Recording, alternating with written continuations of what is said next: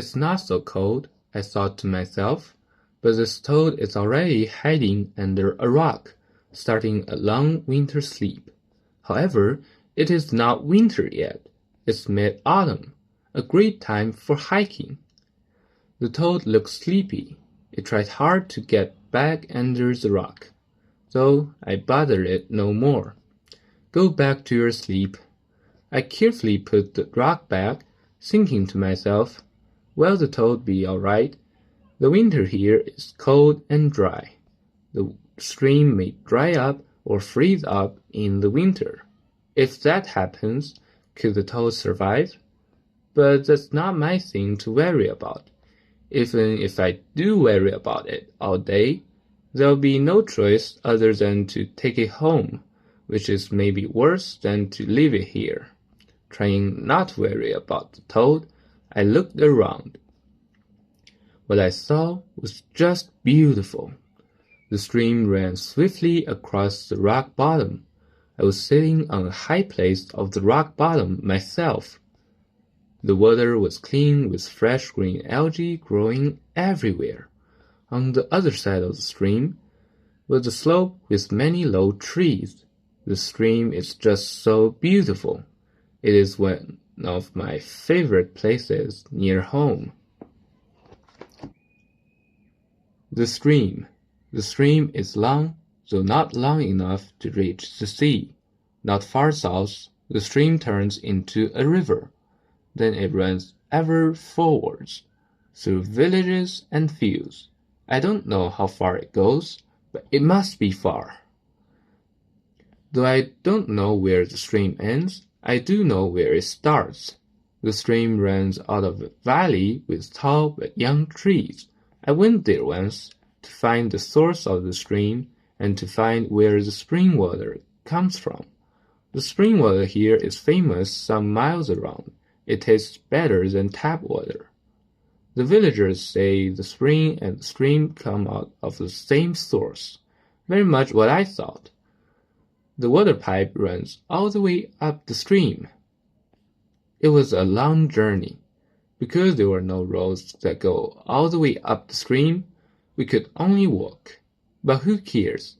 It was a fun journey. We walked and we walked and we walked. It was in summer. The hot sun shone brightly in the sky. Everything seemed peaceful. The trees, the grass, the wind, they all seemed to enjoy this normal but joyful day. We, too, were enjoying this pleasant day, but we were also filled with excitement and curiosity. Where is the source of the stream? It seems to keep on going. Will we ever find it? There was still a long way to walk. We went all the way up the stream, through fields and fields. We saw many strange things along the way. Giant round rocks lying on the bank, wild jujube growing on some soil slopes, and of course, a very deep well. I nearly fell in. Soon we came to a fork. There were two streams. One was bigger than the other. We followed the bigger one. At first, it was small and quick, but further up the stream, it was different. Somewhere it was narrow and shallow. Somewhere it was wide and deep. Somewhere the water was clean. In other places, it was dirty and muddy. The reason why the water can be cleaner at the lower reaches of a stream or river is that plants both in and around the water can clarify it. At last, we came to the valley. There were so many trees in the valley, and they were so tall and green and full of life. Outside the valley, the weather was hot and dry. Inside the valley, it was cool and wet. No wonder the stream comes out. It was so wet. You can dig a hole in the valley, and water will come out in seconds. Further north, up the stream, though the stream goes no further, was a big reservoir. It was dry at the time. Some excavators and trucks were transporting out some of the mud on the bottom. The journey ended. We hadn't found the source of the spring, but at least we found out where the stream begins. What's more, we saw a lot of lovely scenery along the way. It was an unforgettable journey. Albert. P.S. A little history behind this essay. May 1st, 2024, the stream part, originally written in Chinese.